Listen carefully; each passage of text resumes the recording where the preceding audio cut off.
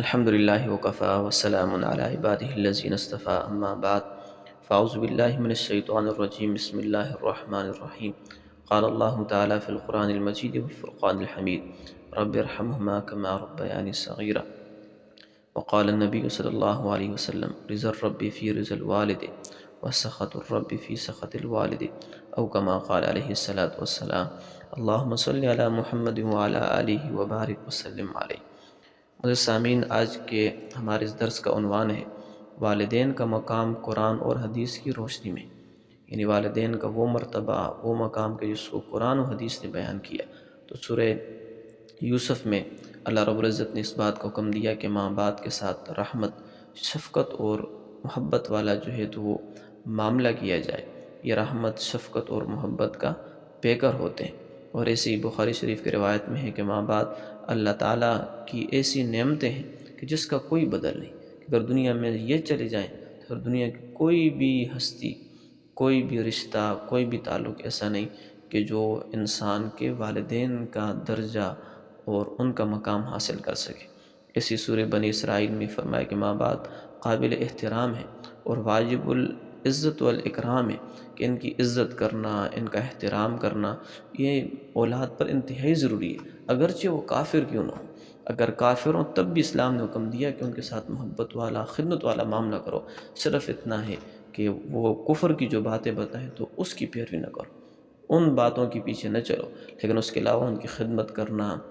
ان کی بات کو ماننا جو اسلام کے ساتھ ٹکراؤ نہ کر رکھتی ہو، اسلام نے اس چیز کی اجازت دی۔ ایسی ایک اور روایت میں فرمایا ماں باپ اولاد کے حق میں مستجاب الدعوات ہوتے ہیں، اگرچہ غیر مسلم ہی ہوں۔ یعنی بخاری شریف کی یہ روایت ہے کہ حضرت فرمایا کہ ماں باپ کی دعائیں قبول ہوتی ہیں اپنی اولاد کے حق میں، اگرچہ وہ غیر مسلم کیوں نہ ہو۔ اس لیے والدین سے اپنی اور اپنے حق میں دعائیں کروائی جائیں، اور ایسے کام انسان کرے کہ والدین کے دل میں اولاد کے لیے دعائیں نکلتی رہیں۔ اور ایسی ترمذی شریف کی روایت میں فرمایا کہ ماں باپ کی دعاؤں کے آگے تقدیر بھی بے بس ہو جاتی ہے۔ مقدر میں اگر کوئی چیز لکھ بھی دی جائے، والدین جب اولاد کے لیے دعا کرتے ہیں، اللہ رب العزت ان دعاؤں کی برکت سے تقدیروں کو بھی جو ہے اللہ رب العزت ٹال دیتے ہیں۔ اور اسی ایک دوسری روایت میں فرمایا کہ ماں باپ کی رضا میں اللہ کی رضا اور ان کی ناراضگی میں اللہ کی ناراضگی پوشیدہ ہے۔ جس نے والدین کو راضی کیا گویا کہ اس نے اللہ کو راضی کیا، اور جس نے والدین کو ناراض کیا گویا کہ اس نے اپنے اللہ کو ناراض کر دیا۔ ایک اور روایت میں فرمایا ماں باپ کی خدمت و اطاعت سے رزق اور عمر میں برکت آتی ہے، کہ جو شخص یہ چاہے کہ میری عمر میں برکت ہو، کہ میں تھوڑی سی زندگی میں بڑے خیر کے کام کر لوں، میرے رزق میں برکت ہو کہ تھوڑا سا رزق ہو وہ کافی ہو میرے ضروریات کو پورا کر دے، کیا کرو؟ فرمایا اپنے والدین کو جو ہے تو ان کی خدمت اور اطاعت کرو، اپنے والدین کی خدمت کر لو، اللہ وقت میں بھی برکت دے دیں گے، عمر میں بھی برکت دے دیں گے، اور رزق میں بھی اللہ رب العزت برکت دے دیں گے۔ ایسی ایک روایت میں فرمایا ماں باپ کو ایک بار نظر شفقت کے ساتھ دیکھنے پر حج مقبول کا ثواب ملتا ہے۔ جو شخص یہ چاہے کہ مجھے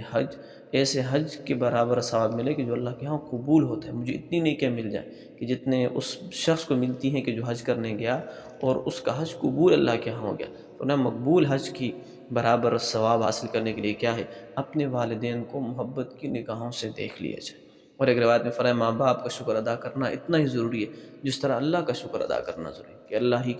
اللہ ہی بندوں کو کھلاتے ہیں، پلاتے ہیں، سب کچھ کرتے ہیں۔ اسی طرح والدین نے بچپن سے لے کر لڑکپن تک ابھی تک وہ اپنی اولاد کی خدمت کرتے ہیں، ان کے حق میں دعائیں کرتے ہیں، ان کے بارے میں بھلائی سوچتے ہیں۔ تو یہ ساری ایسے حقوق ہیں کہ جس کی وجہ سے ہمیں اپنے والدین کے ساتھ انتہائی شفقت اور محبت والا معاملہ کرنا چاہیے۔ ایک اور روایت میں فرمایا ماں باپ کے بعض حقوق ان کی وفات کے بعد بھی واجب الادا ہوتے ہیں، کہ اگر والدین فوت ہو گئے اب خدمت تو نہیں کر سکتے، لیکن ان کے چند حقوق ایسے ہیں کہ جو مرنے کے بعد بھی انسان ادا کرنا انسان پر لازم ہوتا ہے۔ ان کے رشتہ داروں کے ساتھ تعلق جوڑی رکھے، ان کی وفات کے بعد جو ہے تو ان کے لیے ایصال ثواب کرتا رہے، پھر انہیں جو اولاد کی تربیت کی ہے یہ اس کو نہ بھولے، وہ جو مال چھوڑ کر گئے اس کو ناجائز جگہوں پر استعمال نہ کرے، اس کو جائز جگہوں پر استعمال کرے۔ اور ایسی فرمایا ماں باپ کے نافرمان کو موت سے پہلے بھی اس جہاں میں ضرور سزا ملتی ہے، اگر کسی نے نافرمانی کر لی تو خدا نخواستہ اس کی اپنی اولاد جو ہے اس کے ساتھ وہی معاملہ کرے گی۔ اللہ تعالیٰ مرنے سے پہلے دنیا ہی میں اس کی سزا اور اس کا بدلہ جو ہے وہ ضرور دیں گے۔ ایسی ایک روایت میں فرمایا ماں باپ کے سامنے اظہار ذلت و کمتری کا اللہ نے حکم دیا کہ ان کے سامنے بالکل کمزور پڑھ لیا جائے، جب بھی وہ بات کریں ان کے سامنے بالکل دھیمی آواز سے جی امی جی ابو آپ بالکل صحیح کہہ رہے ہیں، بیٹا ایسا نہیں کرنا، جی بالکل میں ایسا نہیں کروں گا، ان کے سامنے بالکل عاجزانہ ہو، غرورانہ نہیں، جی میں یوں نہیں کرتا، میں نے یوں کرنا ہے، آپ یوں کہہ رہے ہیں۔ ان چیزوں کی شریعت نے جو ہے تو اجازت نہیں دی۔ ایسے ہی فرمایا کہ ماں باپ کے نافرمان پر اللہ نے جنت کو حرام قرار دیا ہے، جنت ان پر حرام ہے، جب تک یہ والدین کو راضی نہیں کر لیں گے اللہ تعالیٰ ان کو جنت میں داخل نہیں کریں گے۔ ایسے ہی فرمایا کہ ماں باپ کے حکم پر بیوی کو طلاق دینا واجب ہے، بشرط یہ کہ سبب شرعی ہو، یعنی اب کسی خاتون سے نکاح ہوا تو شریعت اس کو طلاق دینے کی اجازت نہیں دی ہے جب تک بہت سخت مجبوری نہ ہو، لیکن کہتے ہیں اگر والدین کسی اچھی بات سے جس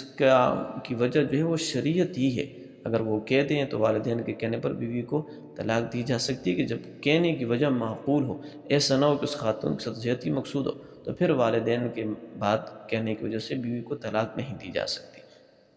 ایسے ہی فرمایا کہ ماں کے قدموں کے پاس اللہ کی اعلیٰ ترین نعمتوں کا مجموعہ یعنی جنت ہے۔ کوئی بھی شخص یہ چاہتا ہے کہ مجھے جنت مل جائے، فرمایا ماں کے قدموں میں، اس کے قدموں میں بیٹھا جائے، اس کو راضی کیا جائے، اس کی خدمت کی جائے۔ تو یہ ایسے اسباب، ایسی چیزیں ہیں کہ جو والدین کی خدمت میں سے ہم پر کرنا ضروری ہیں، اور اس کی وجہ سے انسان اللہ سے دنیا میں کافی ساری خیر اور برکتیں حاصل کر سکتا ہے، اور اپنے آپ کو نافرمانی سے، والدین کی بچا کر اللہ کے عذاب سے محفوظ فرما سکتا ہے۔ اللہ تعالی ہم سب کو اپنے والدین کی خدمت کرنے کی توفیق عطا فرمائے۔ وآخر دعوانا الحمدللہ رب